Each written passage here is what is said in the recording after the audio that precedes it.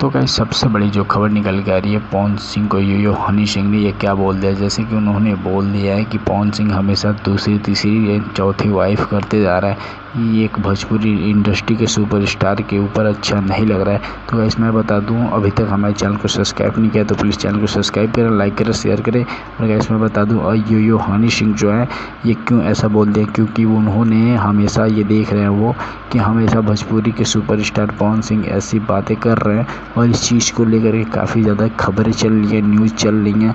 और खेसारी लाल यादव भी इस चीज़ को लेकर के एक बार बोल दिए थे।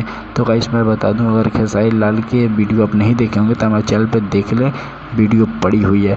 और गाइस मैं बता दूं, पवन सिंह जो है यो हनी सिंह के साथ मूवी करने वाले थे, जिसके वजह से उनकी हरकतों के वजह से यो हनी सिंह उनको मूवी देने से इनकार कर दिए हैं। अब देखा ये जा रहा है कि पवन सिंह की हरकत को इग्नोर करके यो हनी सिंह अपनी मूवी में उनको एक बार चांस देंगे या नहीं देंगे, क्योंकि हनी सिंह जो है बॉलीवुड के नंबर 1 स्टार है। चलिए मिलते हैं अगले वीडियो में।